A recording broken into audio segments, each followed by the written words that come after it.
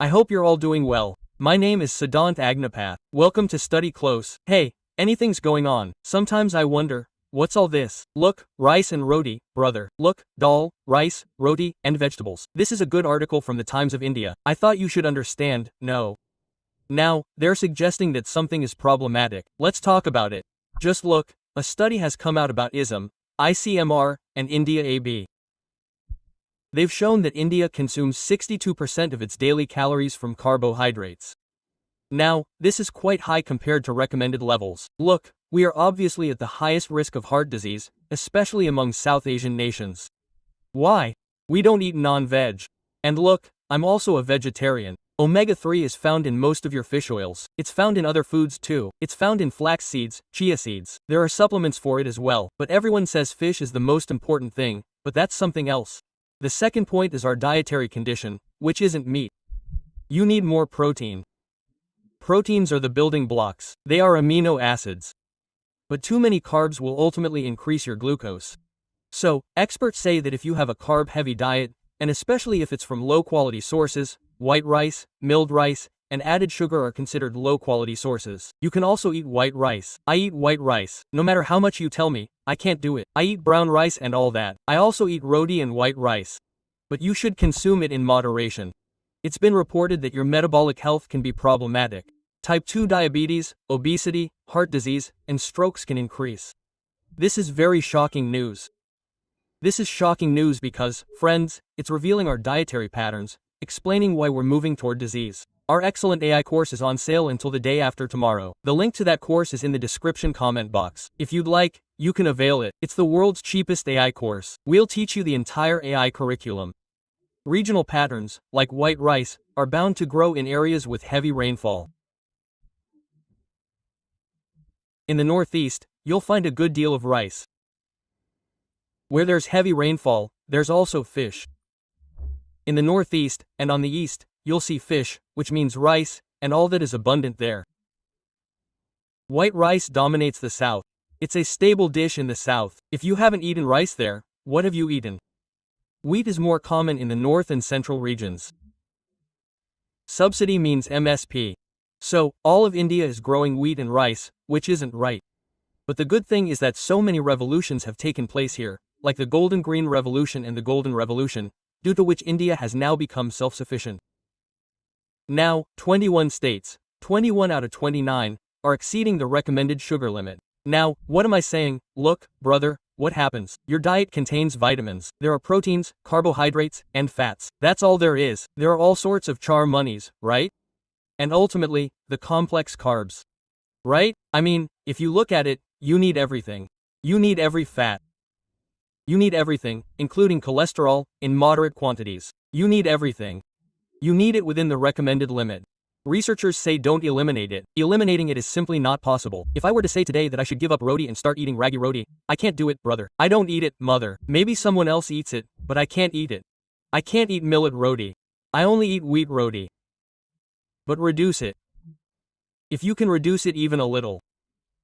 I mean, you can increase the quantity of dal. Right? You can increase the quantity of vegetables. If you're eating white rice, then reduce it slightly. For example, I've seen some people eating 2 plates of rice. Eating 5 or 6 rotis is very dangerous. So, Dr. Rma Manjana says that even a 5% reduction reduces your diabetes and your risk of pre-diabetes. Replace one idli or puri with dal, sambar, rajma, or curd. One slice of bread, spread lentils on it, or cheese, or eggs. Protein is very important for protein. Then, what we think is replacing rice with roti isn't true. This is also wrong. It's said that replacing rice with roti is also ineffective. You're replacing this glass of bread with fat because both have a high glycemic index. Right? Fats contain twice the calories. They're very high in calories. And whenever you're losing weight, you have to go into a calorie deficit. Carbs are digested very quickly. Blood sugar rises immediately, and then you feel hungry even faster. If you eat fiber, or if you eat protein, you'll feel hungry later. So, you can see how wheat is distributed. In central India, northern India, and West India, you'll find wheat everywhere, and in the rest of India, you'll find rice, understand? And millets, like Swarja millet, you won't find it anywhere, literally nowhere. The Times of India published a great chart. Look, white rice is 99% in the northeast. Primary cereals, what's the main food consumed? In the south, it's 87%. Idli, sambar, and dosa are all rice. White rice is 78% in the east, and wheat is 90% in the north. In central India, it was 70%. Bring tandoori roti, or naan too. Right? India's intake is quite high. It's 62%. If we talk about regional totals, you can see how high it is in different regions. You'll only find 60%, and protein is very low, 12%. So, you need to consume protein mostly. Eat dairy protein, animal protein, plant protein, any kind of protein, and saturated fat is incredibly high these days, especially because of social media, and on top of that, there's so much street food. Look, don't order paneer anywhere. Have you ever read the news that 90% of the paneer being sold is fake? Food farmers recently conducted a study and found that packaged paneer is fine, but you can doubt even the paneer in dairy products. Right? So, that's the thing. Now, when it comes to millets, they're not a magic fix. While millets are definitely rich in fiber, protein, vitamins, and minerals, they're consumed in Karnataka, Gujarat, and Maharashtra, and most of them are ground into flour or polished, which again increases blood sugar levels. So, if you think you're eating millet, consider where it's coming from and how it's made. Whole grains have 3 components. Any whole grain contains the bran, germ, and endosperm. Right? Now, the bran and germ are removed to increase shelf life. So, nutritional recommendations say to eat dehusked, but not debran millets for maximum nutrition. Right? Don't remove the bran, eat it as is. Whole grains are better.